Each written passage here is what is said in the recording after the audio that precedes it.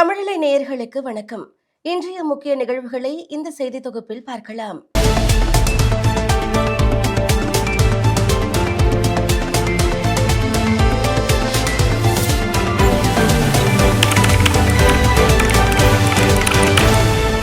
Iran Israel America போரை நிறுத்திவிட்டு அமைதிக்கான முயற்சிகளை மேற்கொள்ள வேண்டும் என்று பிரதமர் மோடி வலியுறுத்தியிருக்கிறார். டெல்லி வந்துள்ள கனடா பிரதமர் மார்க் கார்னேவுடன் நடத்தப்பட்ட பேச்சுவார்த்தைக்கு பிறகு செய்தியாளர்களுக்கு பேட்டியளித்த பிரதமர், உலகளவில் தற்போது ஏற்பட்டு இருக்கும் அசாதாரண சூழலில் இந்தியாவின் நிலைப்பாட்டை தெளிவுபடுத்தி இருக்கிறோம் என்று தெரிவித்தார். மேலும் அமைதி, நிலைத்தன்மையை கடைபிடிக்க வேண்டும் என்று இந்தியா தொடர்ந்து குரல் கொடுத்து வருகிறது. இந்தியாவும் கனடாவும் இதை உறுதியுடன் பின்பற்றுகின்றன. மேற்கு ஆசியாவில் தற்போது நிலவும் சூழல் பெரும் சோகத்தை ஏற்படுத்தியுள்ளது. பிரச்சனைகளுக்கு பேச்சுவார்த்தை மூலம் தீர்வு காண இந்தியா விரும்புகிறது. மேற்கு ஆசிய நாடுகளில் உள்ள இந்தியர்களின் பாதுகாப்பு குறித்து அந்நாட்டு அரசுகளுடன் தொடர்பு கொண்டு பேசி வருகிறோம்.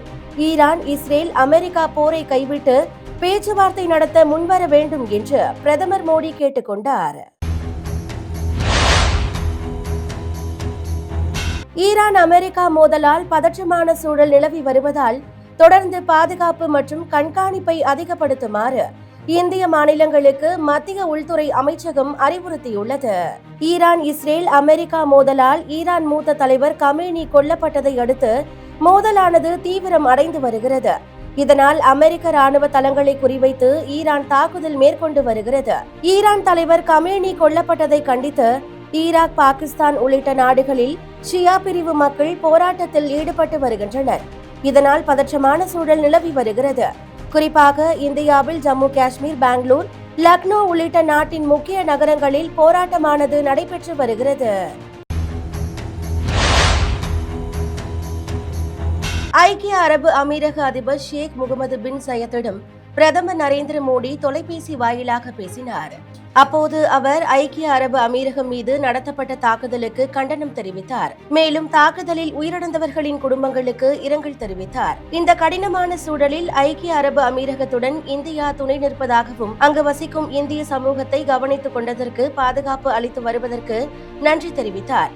மேலும் மோதலை கைவிட்டு பதற்றத்தை குறைத்தால் பிராந்திய அமைதி, பாதுகாப்பு மற்றும் ஸ்திரத்தன்மையை உறுதிப்படுத்த இந்தியா ஆதரவு அளிப்பதாகவும் தெரிவித்தார். இதைத் தொடர்ந்து பிரதமர் மோடி இஸ்ரேல் பிரதமர் நெதன்யாகுவுடன் தொலைபேசியில் தொடர்பு கொண்டு பேசினார். அதில் சமீபத்திய நிகழ்வுகள் குறித்து இந்தியாவின் கவலைகளை தெரிவித்தார். பொதுமக்களின் பாதுகாப்பை வலியுறுத்தி போர் நடவடிக்கைகளை விரைவில் நிறுத்த வேண்டியதன் அவசியத்தை இந்தியா மீண்டும் வலியுறுத்துவதாக தெரிவித்தார். தமிழகம் முழுவதும் +2 பொதுத் தேர்வு இன்று தொடங்கி மார்ச் 26ஆம் தேதி வரை நடைபெறுகிறது. இன்று தமிழ் மற்றும் மற்ற மொழி பாடங்களுக்கான தேர்வுகள் காலை 10 மணி முதல் மதியம் 1:15 வரை நடைபெற்றது. தமிழகம் முழுவதும் 8 லட்சம் மாணவ மாணவிகள், 27,783 தனித் தேர்வர்கள், 281 கைதிகள் என மொத்தம் 8.27 லட்சம் பேர் தேர்வு எழுதியுள்ளனர். மாற்றுத்திறனாளி மாணவர்களுக்கு தரைத்தளத்திலேயே தேர்வறைகள் தனியே ஒதுக்கப்பட்டுள்ளது.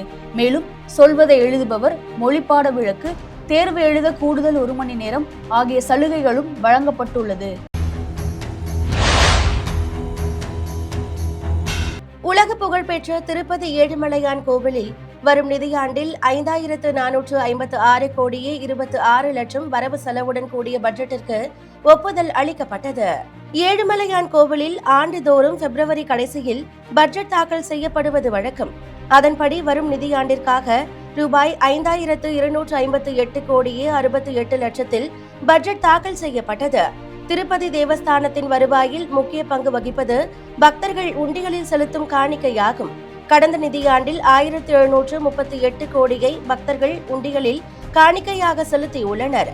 இந்நிலையில் இந்த நிதியாண்டில் 1,880 கோடி உண்டிகளில் காணிக்கையாக கிடைக்கும் என பட்ஜெட்டில் மதிப்பிடப்பட்டுள்ளது. இந்த பட்ஜெட்டிற்கு அறங்காவலர் குழு ஒப்புதல் வழங்கியுள்ளது.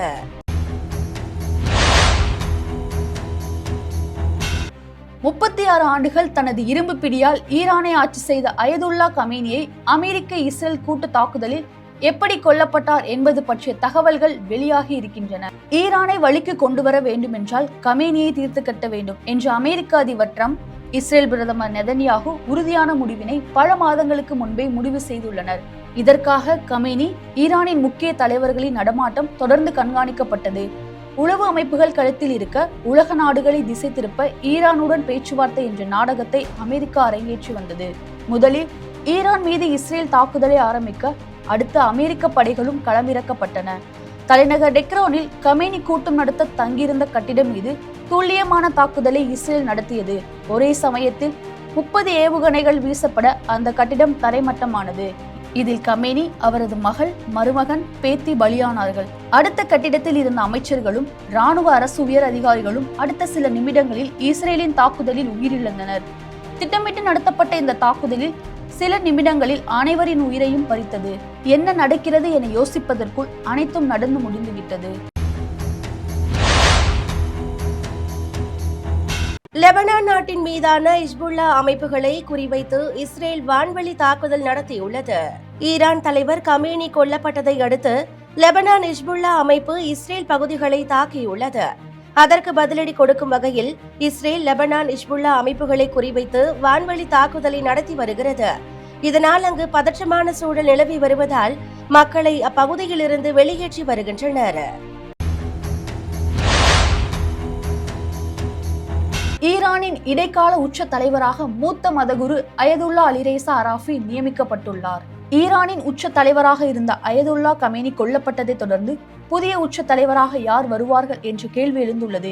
ஈரான் அரசியல் அமைப்பின்படி நிபுணர்கள் சபையால் தேர்ந்தெடுக்கப்பட்ட ஒரு மூத்த ஷியா மதகுருவாக இருக்க வேண்டும். அதன்படி மூத்த மதகுரு அயதுல்லா அலிரேசா அராஃபி இடைக்கால உச்ச தலைவராக நியமிக்கப்பட்டுள்ளார். இடைக்கால தலைமை குழுவில் அதிபர் மசூத் பெசஸ்கியான், உச்சநீதிமன்ற தலைமை நீதிபதி குலாம் முசைன் ஆகியோர் நியமிக்கப்பட்டுள்ளனர். 32 ஆண்டுகளாக அயதுல்லா கமேனி வகித்து வந்த ஈரானின் உச்ச தலைவர் பதவிக்கான போட்டியில் அவரது மகனான மொஜ்தபா கமேனி முன்னணியில் உள்ளார். ஈரான் மீதான இஸ்ரேல் தாக்குதல் இந்தியாவின் வெளிநாட்டு வர்த்தகத்திற்கு பெரும் சேதத்தை ஏற்படுத்தக்கூடும் என்று சந்தை வல்லுநர்கள் தெரிவித்துள்ளனர். ஹார்முஸ் ஜலசந்தி மூடப்பட்டுள்ளதன் விளைவு இந்தியா மற்றும் உலக எண்ணெய் சந்தைகளில் உடனடி தாக்கத்தை ஏற்படுத்தும்.